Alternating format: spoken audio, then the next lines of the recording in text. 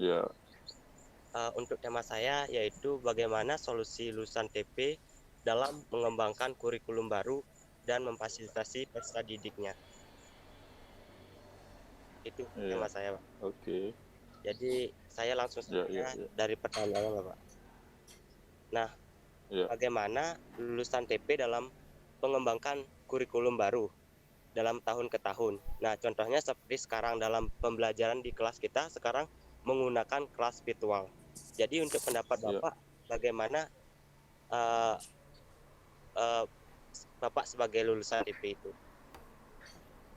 Oke, kalau saya tentu harus mengikuti sesuai dengan konteksnya. Walaupun sekarang yang namanya masa pandemi, yang namanya pembelajaran, kita tentu harus melihat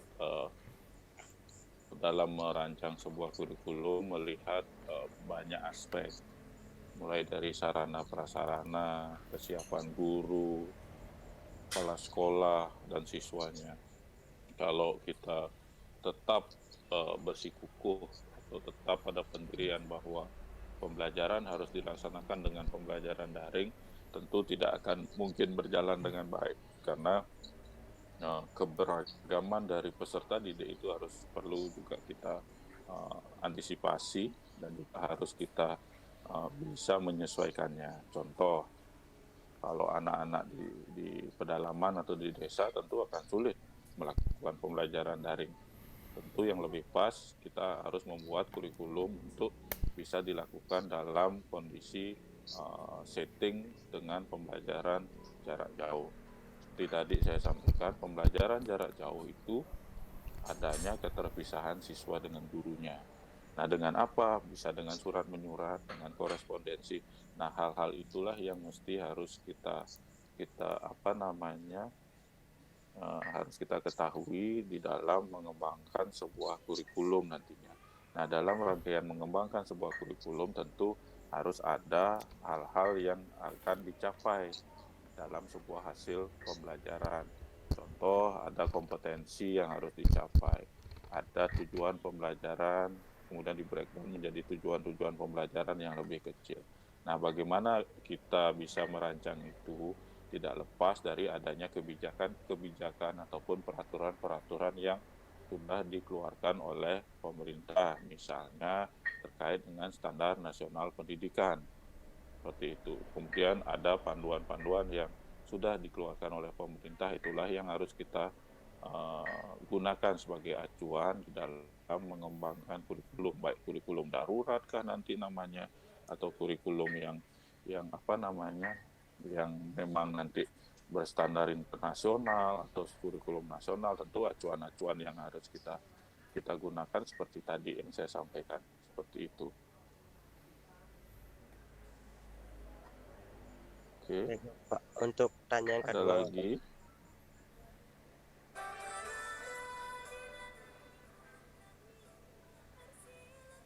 baru itu bisa berdampak positif kepada mahasiswa sepertinya seperti contohnya kan sekarang pandemi. Ada yang kurikulum masih K13 dan K19, Pak. Bagaimana pendapat Bapak? Oh, itu kalau saya pertanyaanmu nggak terlalu menukik itu.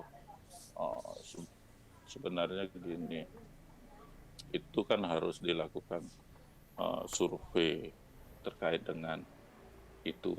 Tetapi kalau dilihat dari kurikulumnya, tentu kurikulum itu tidak mengakomodasi pembelajaran seperti sekarang ini. Kitalah yang harus bisa menyesuaikan.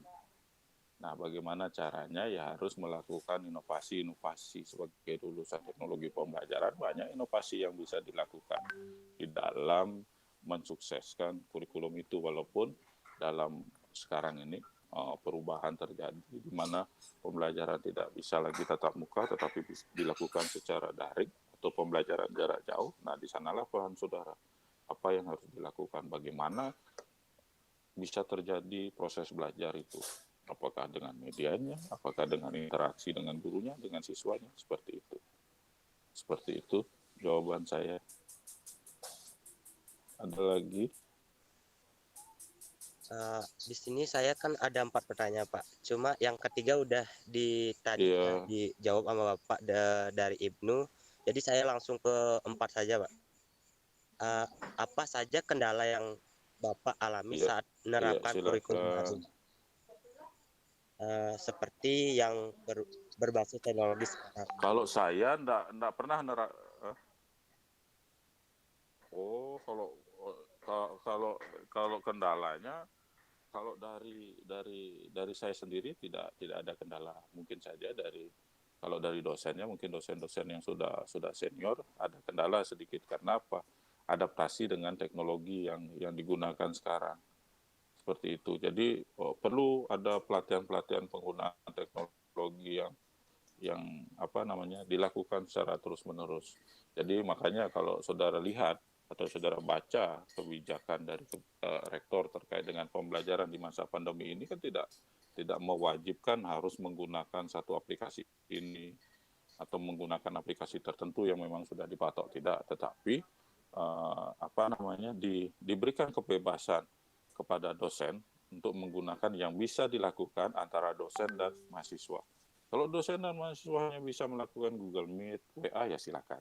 Tetapi proses belajar itu harus tetap berjalan, di mana saya sampaikan tadi ada proses interaksi tadi itu.